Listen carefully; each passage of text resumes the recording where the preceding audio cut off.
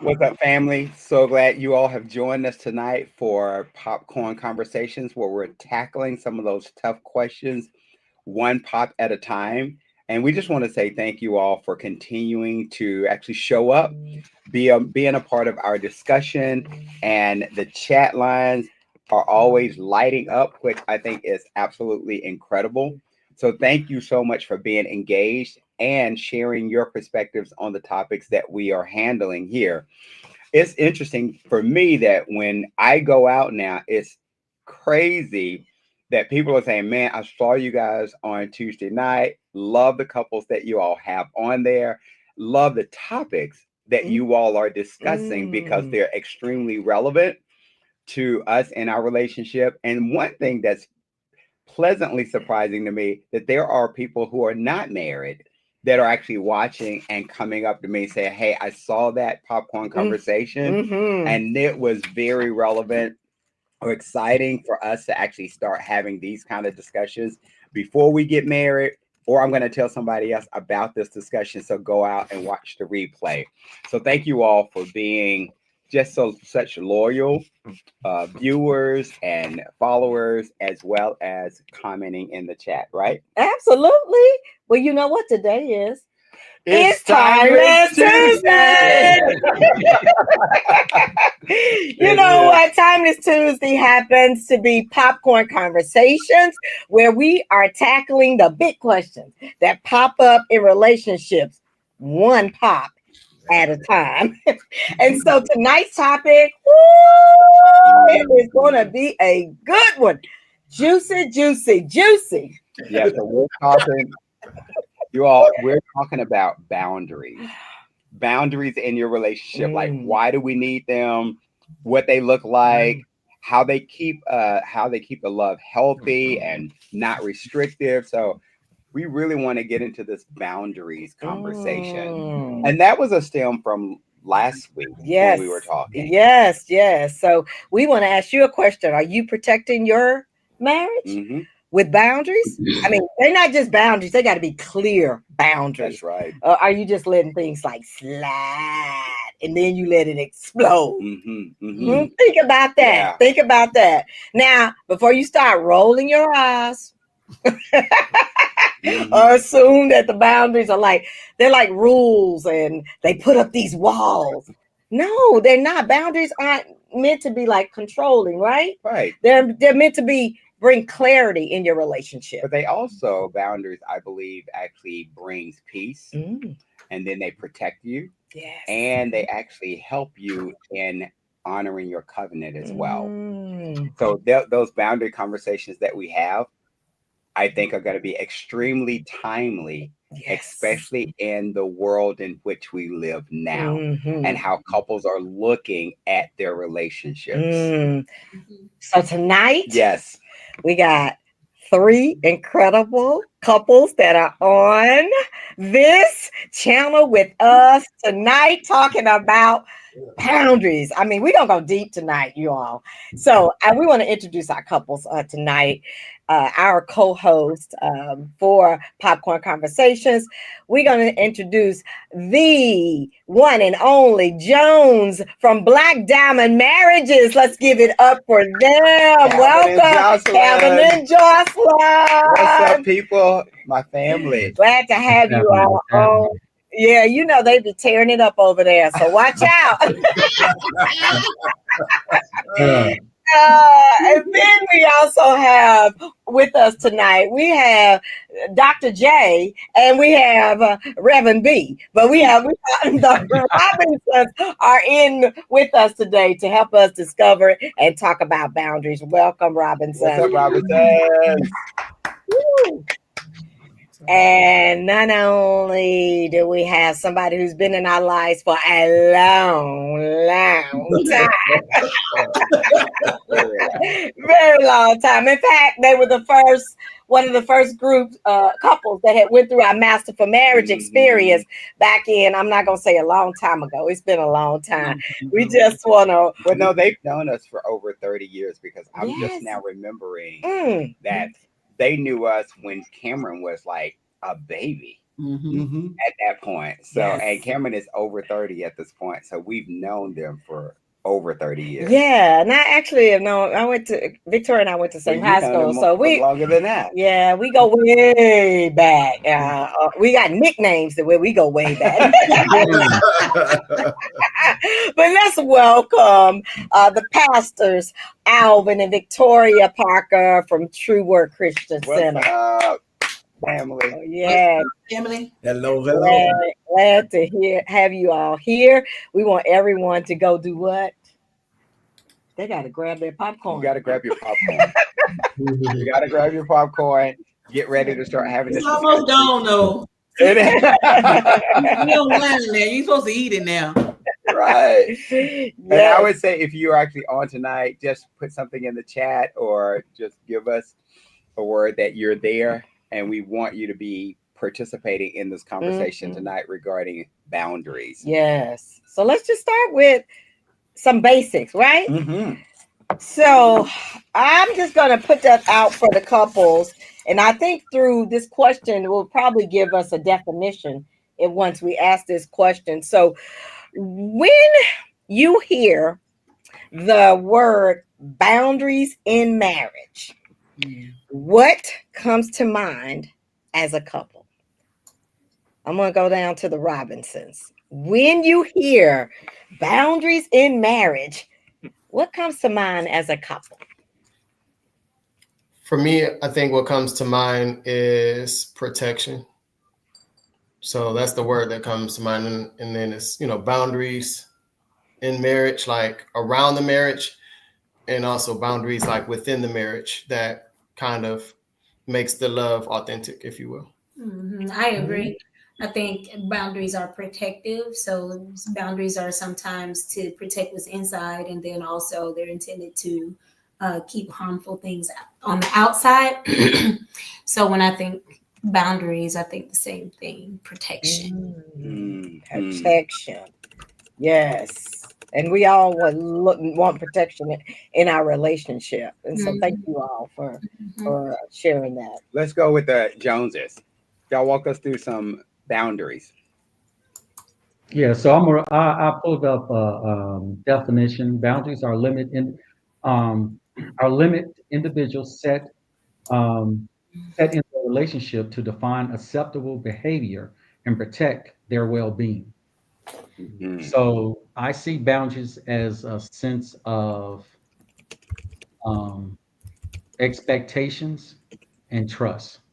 Okay. Whoa. That's good. Expectations That's good. and trust. trust. I like Yeah, and it. that just came to me right off the top of my tongue. I didn't have it. Oh, wow. I love it.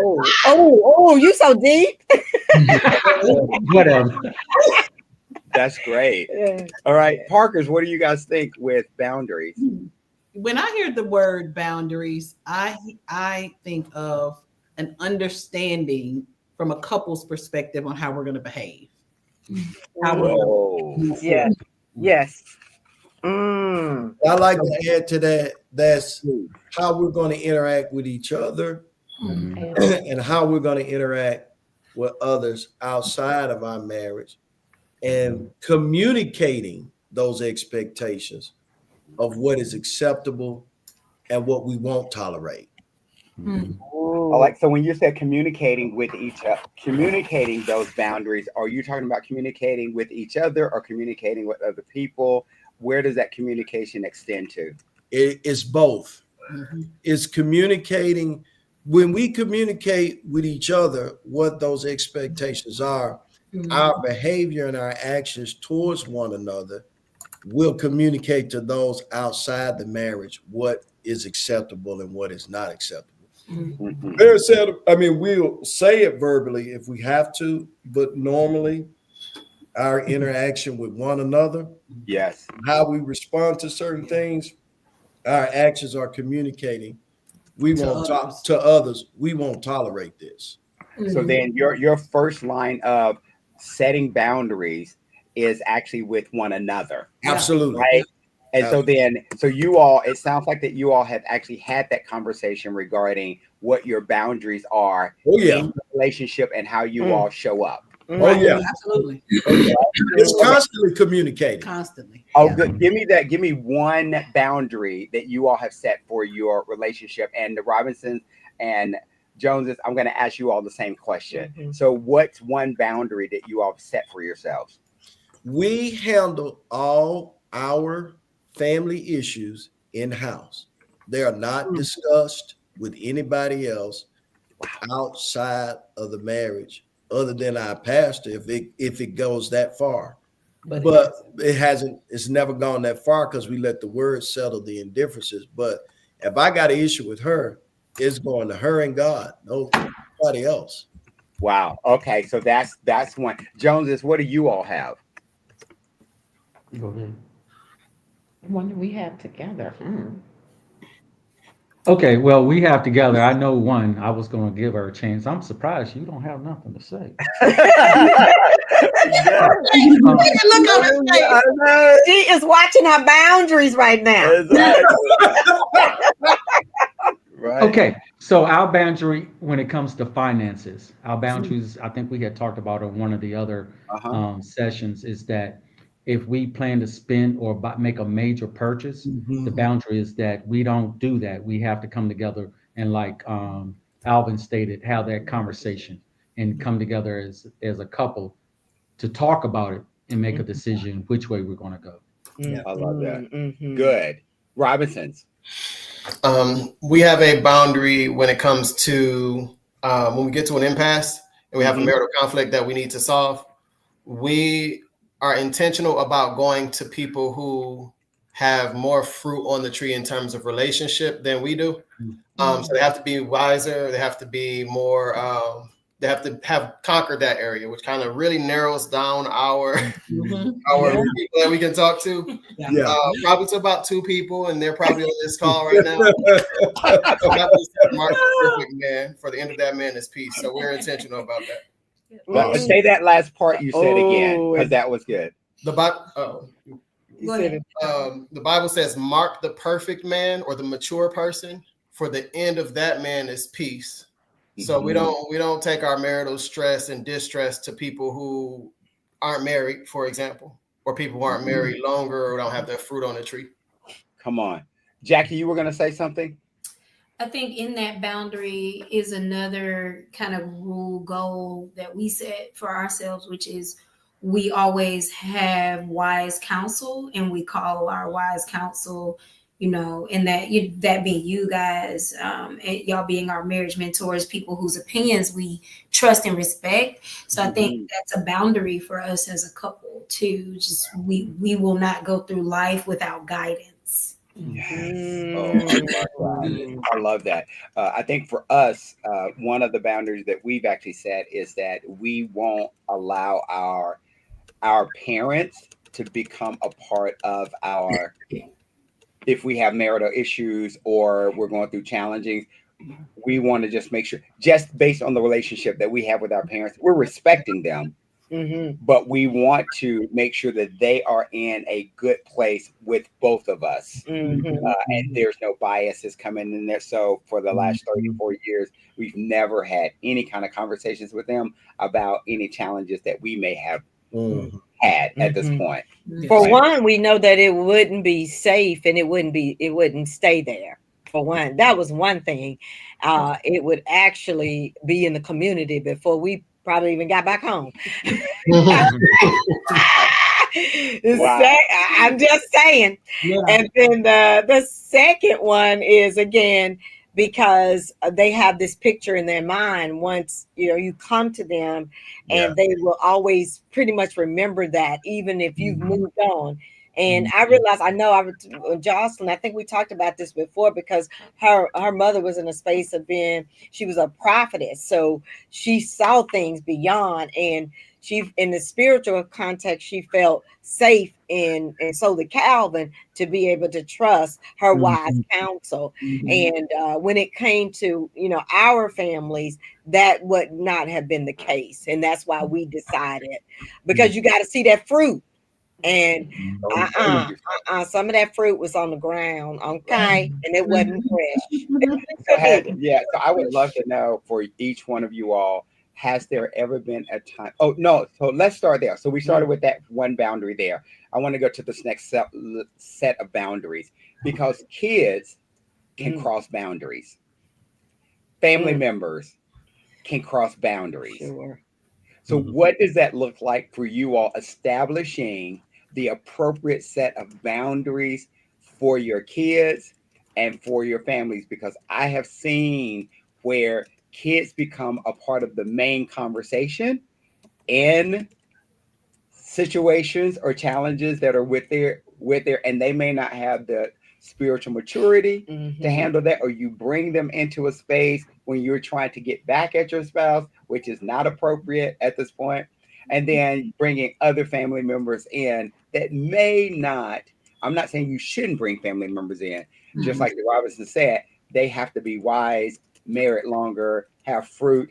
But if they don't have them, you're bringing them in when they may not have a clear biblical marital perspective in this case. So can either one of y'all give us an example of what kind of boundaries are you setting for your children and for family members?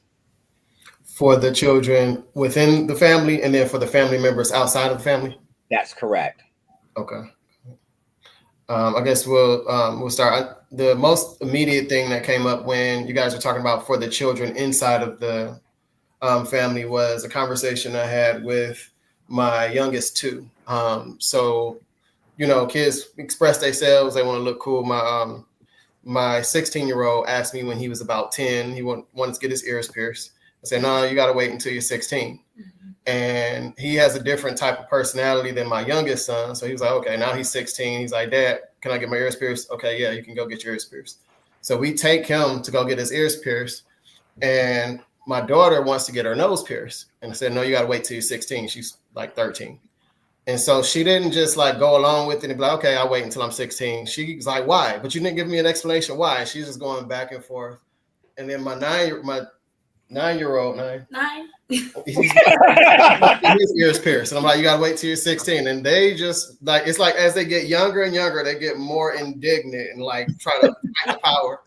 So my wife basically, she's like, well, we don't want to fight that battle at first. And then like, well, I think I was like, it's a nose ring. Like, kid, she can get a nose ring. It's not a big deal. And you said she cannot get a nose ring because I said she's not getting a nose ring. Not. So, but her credit, it was like she just kind of took it. She still didn't necessarily understand why. And she was like, well, I mean, Raymond, that's your dad, and whatever he said goes. And it just kind of it quelled the mutiny, if you will. So I think what he's getting at is the boundary with the kids is more like your dad and I are on the same team, though we may disagree about the principles, and we often disagree about principles. Like we are very vastly different, right? And so the kids know, though. I think you should be able to get a nose ring, but your daddy said no, so it's no. And so that is one boundary we set with our kids is that if the answer is no for one of us, the answer is no for both. Yeah. Come on. That's good. Yeah. That's good. And I'm thank you for backing him up in that space too, like that. So that they will play you. Children will play you. Alvin and Victoria, walk through children or extended family members. Those boundaries. Well, ours was pretty unique because Matt didn't grow up in the house with us, so I had to establish both with him and his mom where she stands in the relationship. She comes first, and so you don't cross that. Victoria comes first. Victoria comes first. You don't. I love you, but you don't cross that line. No one does, and my family knows it. I had to tell my dad that too when he was living with us. He was saying some things, and I was like, you crossed the line, and I won't have that. Not in my house. So I'm very, I don't pull any punches. I don't sugarcoat anything when it comes to your relationship with when it comes to my relationship with my wife. I don't. Everybody knows it's clear I'm not mean about it, but I am direct. I'm not mixing any words whatsoever. And I'm not a confrontational person, but I will confront you about that. And so it's just a matter of communicating clearly, not being mean, just saying, Mm. this, I won't take this conversation about any negative conversation about my wife, period. I had somebody with high school that was in high school. I was at a ball game and they said something about the wife being the old ball and chain. And I just real quickly with a straight face said, don't you ever refer to my wife that way. Mhm. Come on. You are joking. That's good. So people know with me when it comes to her, don't cross the line. Mm. Of the marriage, one of because of the great counseling that we had, we Yes. were able to understand the order of how God set the family. It's Right. him, it's my relationship with him, his relationship with him, our relationship with each other, and then everything else comes after that. Children, mama, dad, cousins, everything else comes after that. And so Well, everybody that's in relationship with us, that in close relationship with us, they understand that. My stepson understood that if I wanted to choose first, I got to choose first. That's just the order. Now, I didn't do that, of course, but he understood it and he respected it. And he would, even when we would be on those travels going back and forth to get him, we'd be talking and bantering and doing whatever. He'd be in the backseat just cracking up. And we're like, what you laughing at? He said, y'all are funny. But he understood the relationship and he understood the order because we made sure to establish that at the beginning of the marriage with the entire family. Wow. Because if mommy and daddy is in trouble, the whole family is in trouble. So you got to take care of that relationship first. It's like on the airplane when they tell you when the oxygen masks come out, what do they say? Put yours on Put your mask on first. Right. Because if you pass out, what the kid gonna do? That's right. That's right. I So, like it. The enemy attacks the head when he wants to disperse anything, a family, a church, a business, whatever. Where does he go after? He goes after the head. Yeah, he does. Yeah. That's right. I mean, think about it. If anybody's catching a snake and they want to kill the snake, they cut the head off. They don't cut the tail off because the snake can still. Exactly. So they cut that head off first. So Joneses, what do you guys have as far as kids and extended family boundaries? Pretty much the same thing that's already been spoken. Like it took us, we said it, but it took a while for people to realize it and accept it and actually accept it. What did when you said we said it? What did you say that it took them a while to get it? Well, I remember Calvin actually literally had to come out of his mouth and say, "She's my wife. She comes first." He had to say that to the kids and to his family because it was like they weren't getting it. And even after saying that, it was still a lot of times where things would pop up or whatever, and he would be like, "But that's my wife." So no, that we're not gonna do this, or no, we're not gonna allow that, or if not just me, it's we. Right. So yeah, we can pretty much echo the same thing.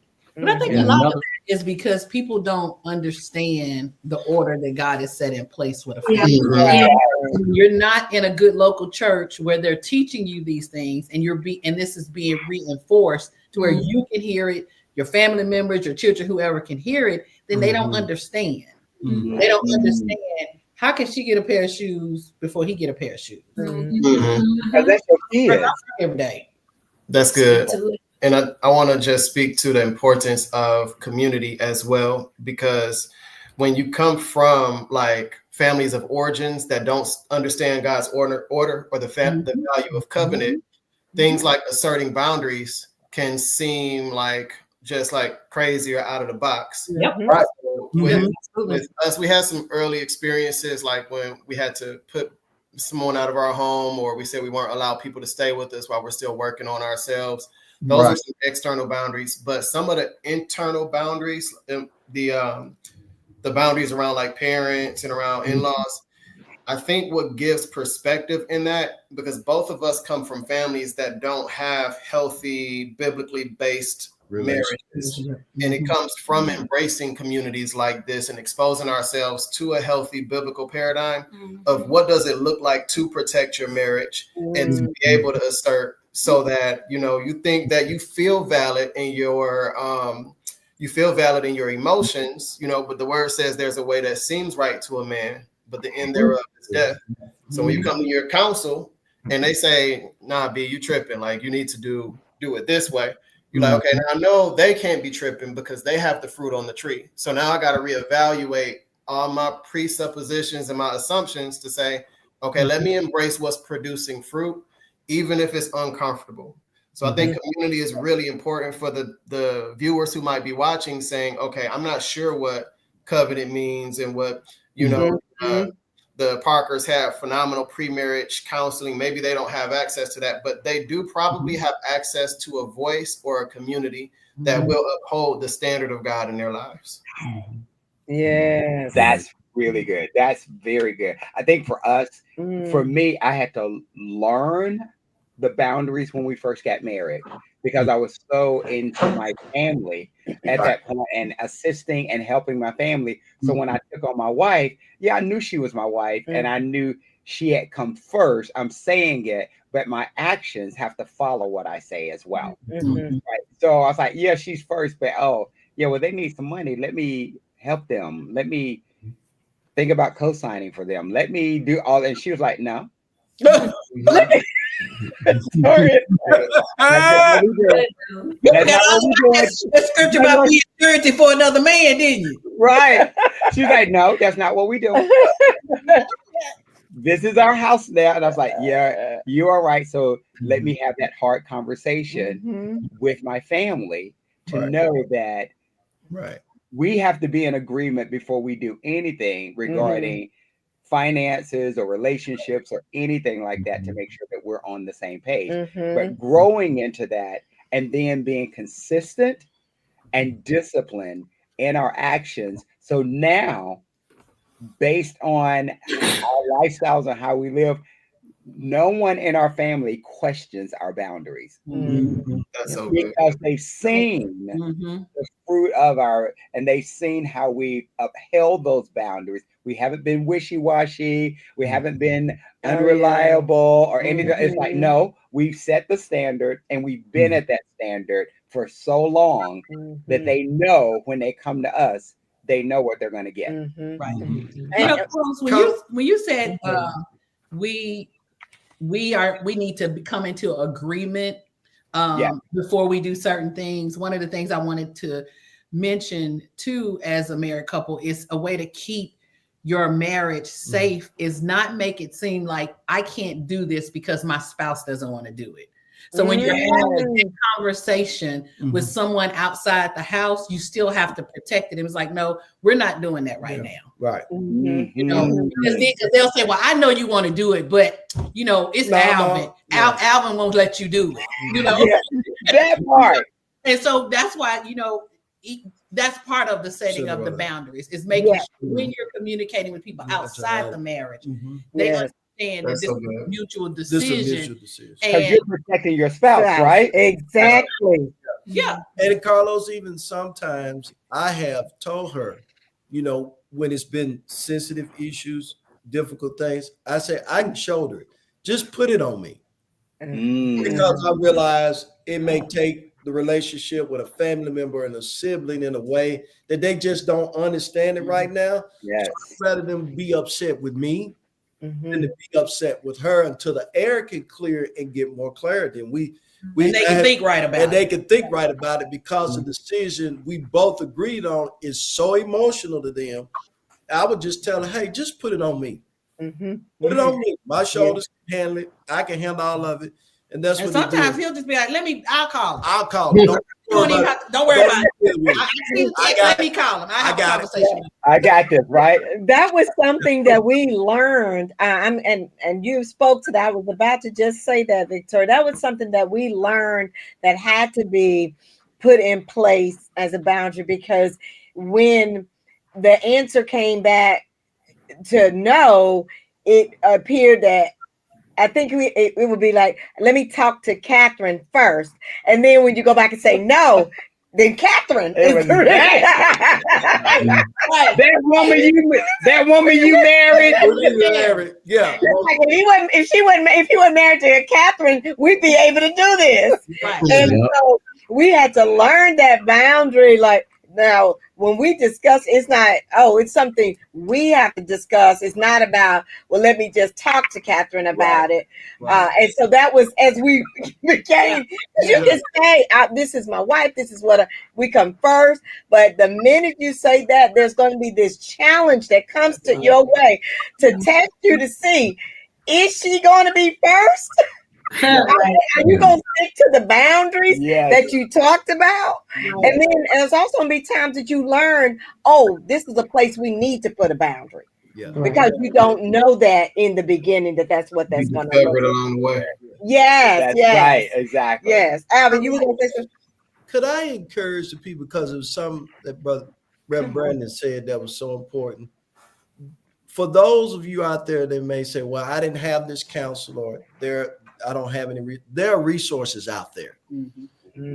In every city, God has a local church, a pastor, a believer, someone you could talk to that'll bring light and revelation Yes. to what we're doing. Because as people hear these conversations, there's a common theme here.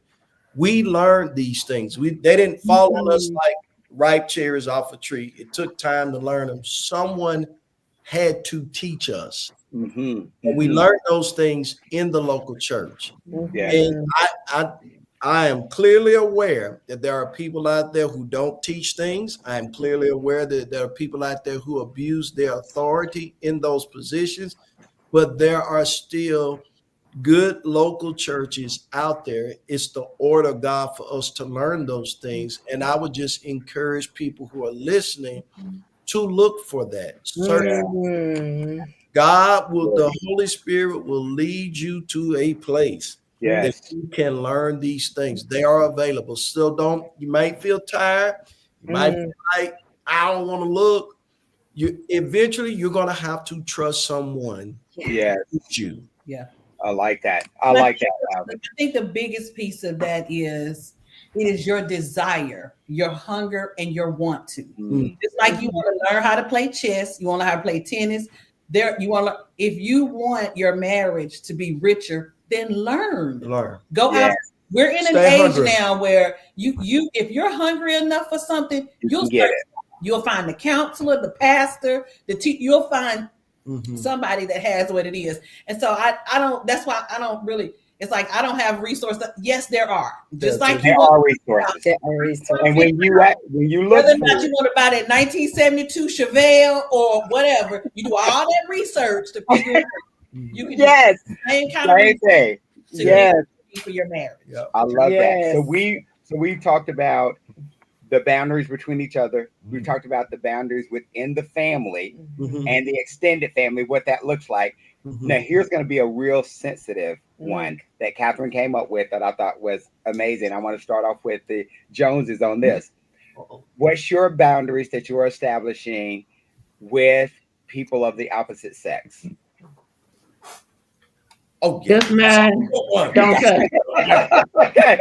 So, Joneses, what does that look like for you all, and how you all establish boundaries and how you move in that space when it comes to people of the opposite sex? So I think for us, we both trust each other. And my thing has always been, if whoever I'm with, whether it's Calvin or anybody I've ever been with, if they're gonna be with me, they're gonna be with me. And if they not, that's on them. They ain't got nothing to do with me. And so, when it comes to people of the opposite sex, there are certain people that I know that's, got their eye on Calvin, got little crushes on Calvin, or whatever. But Calvin. it does not bother me. It doesn't intimidate me, because I know that he knows what he's supposed to do as a husband. I know he's not going to be all up in their face, flirting and and this and that. And if that's what they do to him, he know how to back back away. I've seen him do it. It's hilarious. But he knows how to back away. And I think the only difference is he's a little more polite in how he kind of puts people in their place.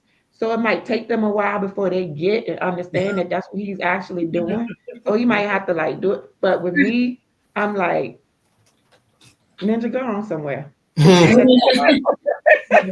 So we both, I think, and I think it's because we trust each other. I've heard people say, like he'll be somewhere and he'll say, oh, he'll go out to lunch with a coworker of his, and I've been in the car with somebody else, and talking, and they'll be like, after we hang up the phone, they'll be like, it don't bother you that he out to lunch with his coworker?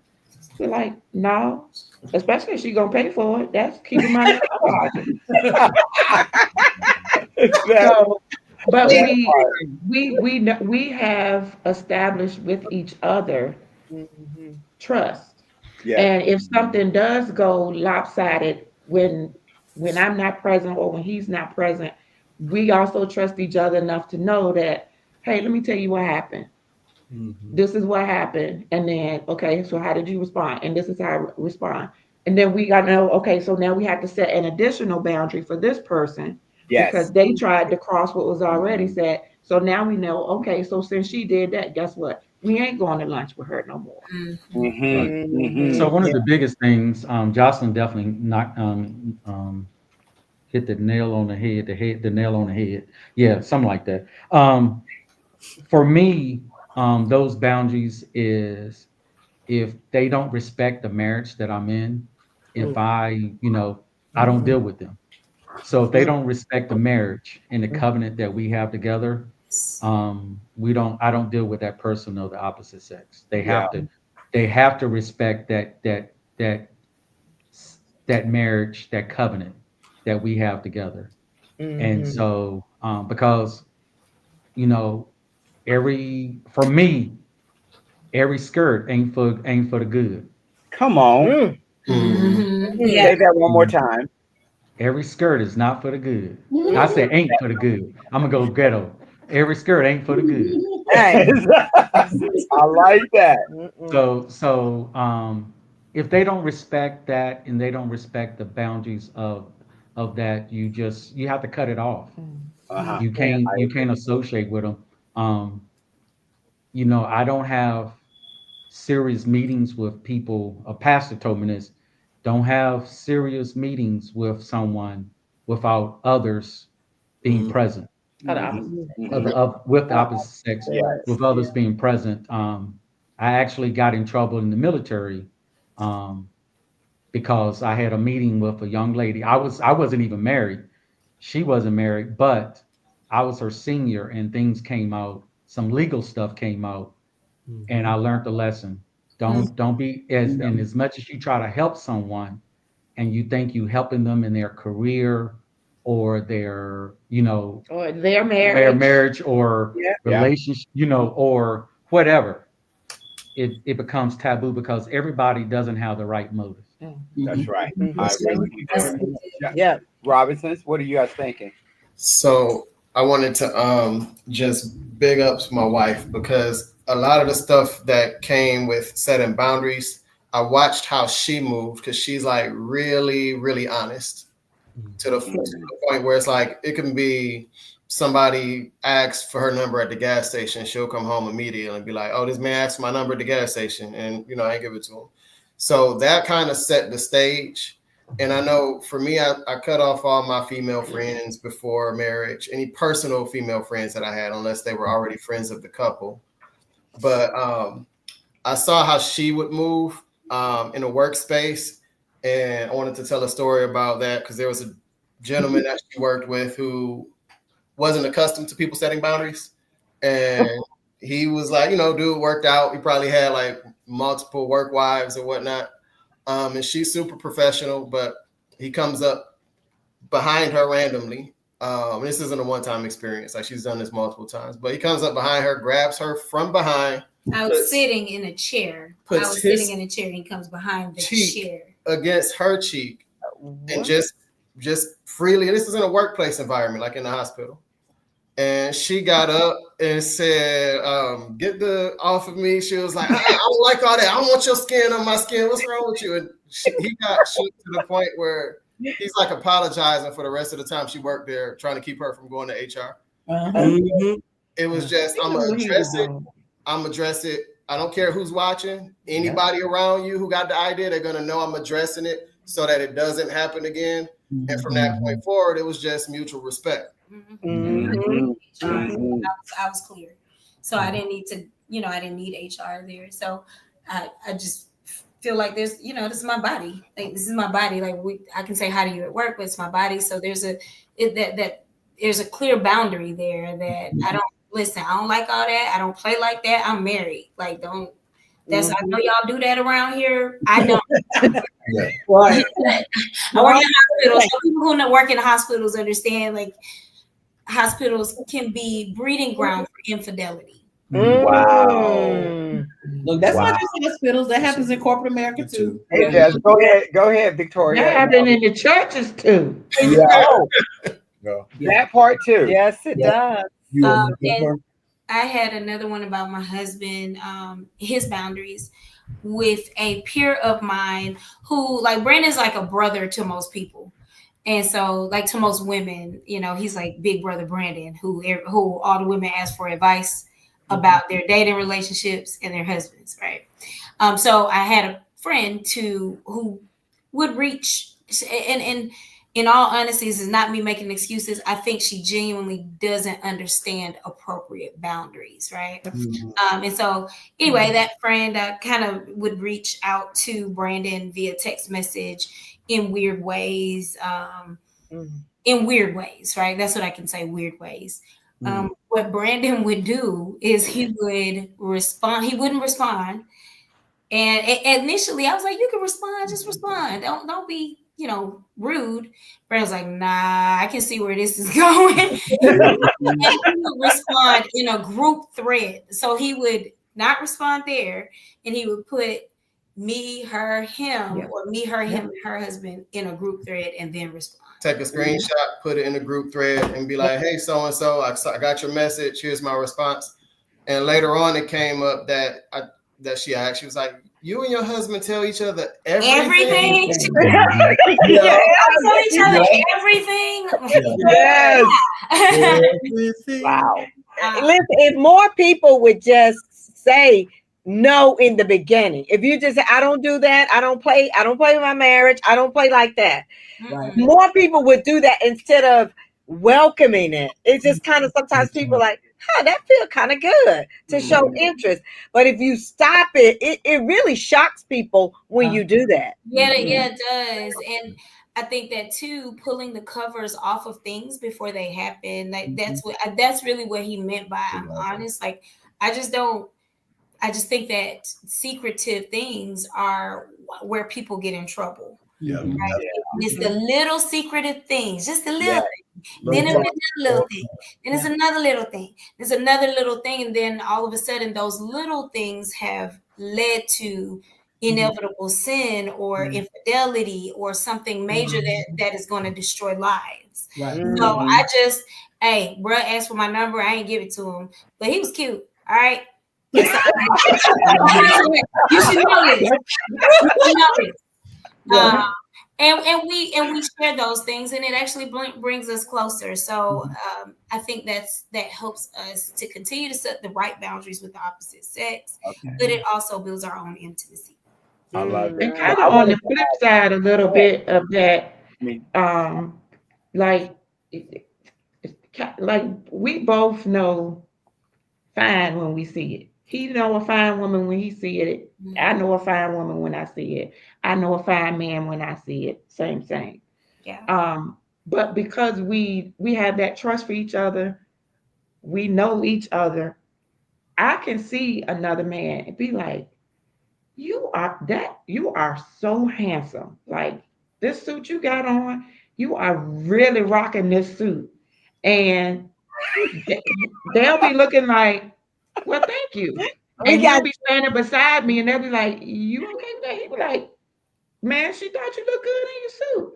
Because it's not, I'm not flirting. I'm Right. giving them a You just compliment. paying I'm a letting them know. compliment. I got to tell y'all this one right quick. This is too funny.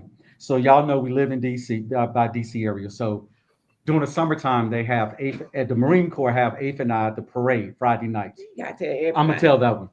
So she loves a man in uniform, right? Yeah. So one of my prior COs, he had moved to the Eighth and I at Marine Corps barracks. So he was decked out in his dress blues. So I'm standing to his left. Then Jocelyn is standing to my right. Mm.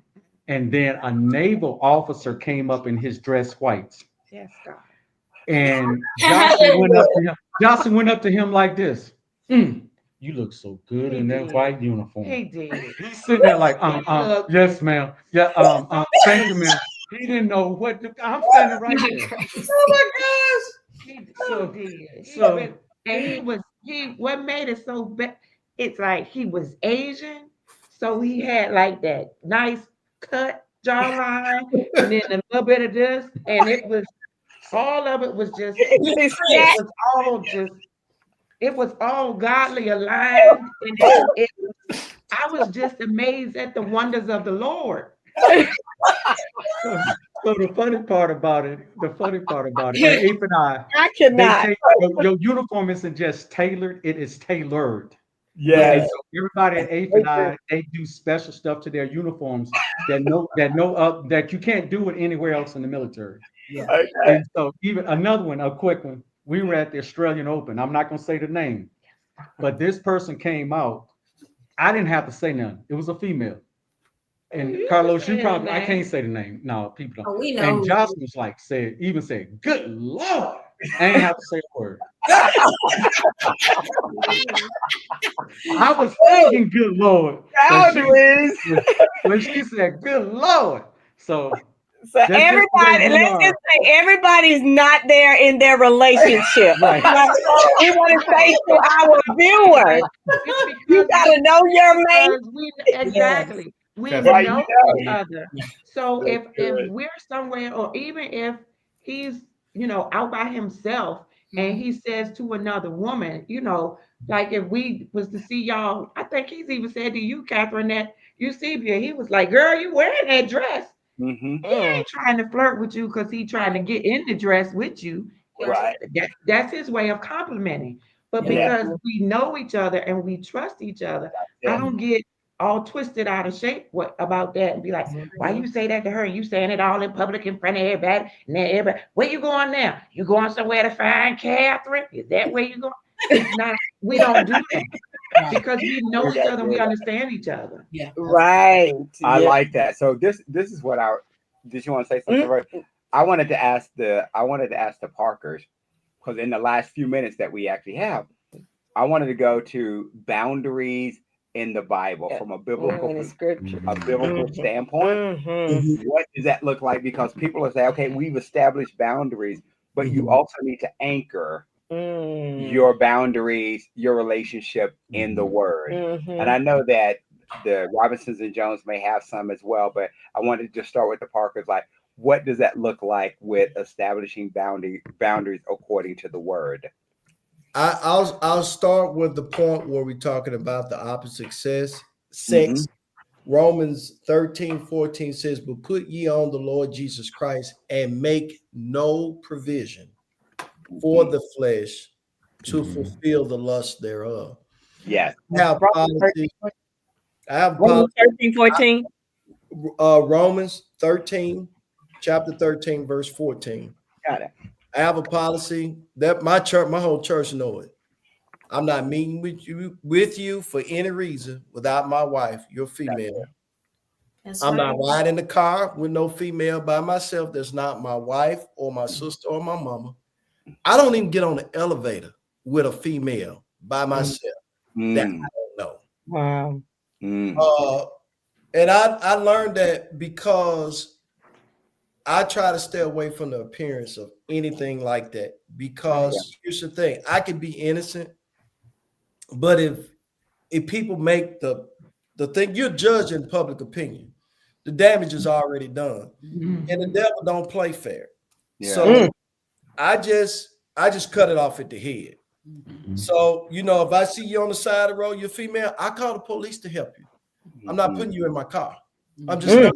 Yeah. I don't. We were in a hotel in Lexington, Kentucky, and we was taking my niece to the guy, and there was a brother in there. He was about 6'6", and this female got on the elevator, and he was getting ready to get on, and she was getting on. I said, "Ma'am, you go ahead."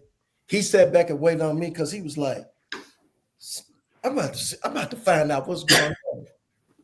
And then we got on the elevator together. I said, man, I never get on the elevator with a female by myself because it's her word against mine. I'm not going to get the benefit of the doubt.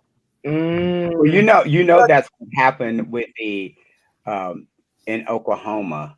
That's what started those riots in Oklahoma. It happened to Billy Graham too. When he got on that elevator with that woman, and she accused him of trying to hit on her or rape her.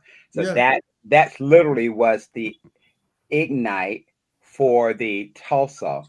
Oh, was it? The Tulsa massacre. That's exactly what happened. He got on that elevator with her, and she accused him of actually approaching her. Right. Uh-huh. And we don't do it with children either. No, we don't do it with children. If we're in a hotel, we're at a meeting somewhere, and some parents are phenomenal for letting their kids run around at the pool and go back up to the room and all of that. And we see kids like that, we don't get on the elevator, we let them go on up. And then we get on after the fact. You don't even leave me in the sanctuary by myself with a female. No. Yeah. I tell people that. I said, you do not leave me in the sanctuary with a female by myself. And it's the same way for me. It's like we had a special meeting this week, and he had dropped me off because he went to pick up our guest, and the guy that does the sound, he pulled up and he opened the door and he said, Pastor, is anybody in here with you?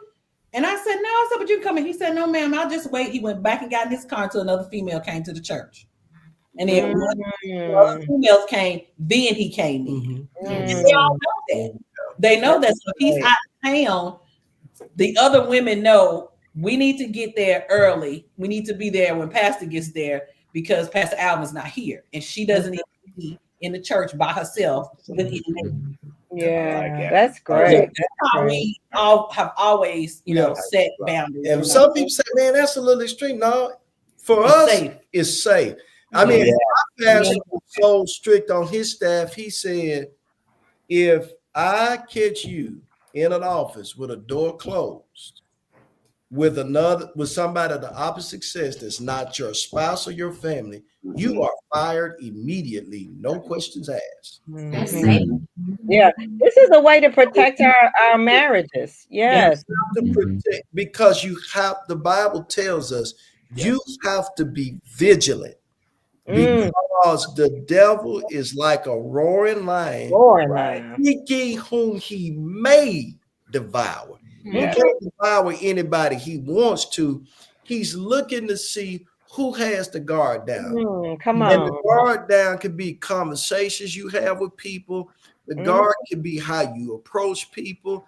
And there was just mentioned, I tell people all the time, you don't go blind because you got married. There'll still be good looking people out there. But you gotta monitor what you look at and what you think about, because that's where it all starts. That's where it gets planted. I know that thing and talking about that when the opportunity presents itself, that is the next step. You have to set boundaries. So I know that in my corporate world, leading teams, and I have to have my one-on-ones. I'm very, very careful about how I have my one-on-ones with females. Right, like one one-on-one, I would actually have in an open room where anybody can walk in at any time. See, another one Yeah, I would have to do that.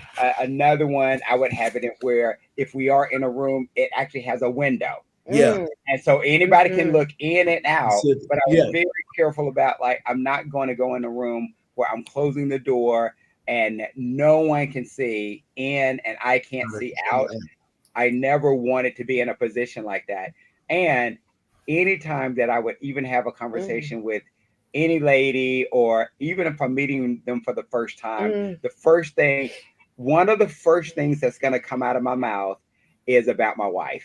Something, because I'm going to set the tone that, oh, you should meet my wife. Yeah. Because you kind of the way you move there, you kind of reminded me of her. She's such a great woman. Oh, your hair is like her. I would do something to where they know that I am married, I'm happily married, and they should meet her, not just me. So I don't want anything like that. So I just want to encourage our listeners out there that you've heard some examples of boundaries. You've heard our stories of how we have set boundaries. And I think it's very critical that you sit with your spouse and talk about those boundaries.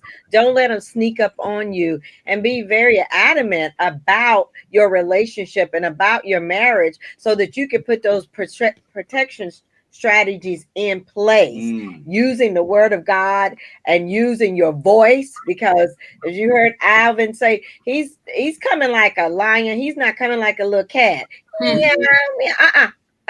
Or you can sit on my lap. Come on. No, you don't want that to enter in. You want to be very adamant about that. And so we want to encourage our listeners, take some time and talk with your significant other and talk about those boundaries and what they look like. They're not to be able to put you in chains. They actually are freeing if you talk about those. I do want to share one boundary that in my line of business, where I had to go out to lunch with my boss sometimes, and he was a male, and he would always call his wife on the phone and just say, I'm out to lunch with Catherine. I just wanted you to know, because people could take pictures and then they put it on the internet, and then all of a sudden you got a rumor going. And so I thought that was very admirable of him and what they had established. So there are various ideas and ways that you can set boundaries in your relationship, and I want to encourage you to do that. It is so crucial for us to put those in place. Well, thank you all for being on tonight and listening to us. And if you're watching the replay, I hope something has been said or done to help your marriage and your relationship out. Again, continue to put those comments in there, because we would love to hear what you think, or read what you think about this particular conversation that we're having regarding establishing boundaries. Right? Yeah, we want to encourage you to subscribe. Tell another couple about we're talking about these issues or topics that come up in our relationship, and we hope that this is helping you, because it certainly is helping us. We have an after show when we shut down and we talk about how it has blessed us as we've been able to have these conversations. So subscribe to our channel, Power Couples Rock. You can always go to Black Diamond Marriages, as well as True Word Christian Church and Center. And Carlos always gets me on that center. True Word Christian Center. They have great messages out there that you can listen to. You can join them online. And we want to always thank Dr. Jackie Robinson and Reverend Brandon Robinson for joining us on Popcorn Conversations. Always popping things up. Now, I heard we may go back to the popcorn machine and pull some popcorn questions out of there. So we'll see. And it's just like free for all. We don't even know what it's going to be. So you already pull one, y'all. Oh my God. For next week. Pull one for next week. Pull one for next week, Carlos. Pull the one that was good. Y'all believe we're already about to be in August? I know. Oh my goodness. What is the Oh, I think we've done this. I think we've done that. We're talking about money. Okay. This is pretty cool. Oh, okay. This is good. The question is, how do you define a thriving marriage? Wow. How do you define a thriving marriage. Ooh. Carlos talk and about that. Captain Green. Yeah. Carlos- Done. How do you Done. All right, next question. thriving marriage? How do you Not Next week. surviving, but Not thriving. surviving, But but thriving. thriving. Yes. I Ooh. love that. We're gonna get That's a some good tools. one. Gonna be a great discussion. Ooh. Until we see you again, we want everyone to get Powered powered up. up. Yes. I need some music, get powered up.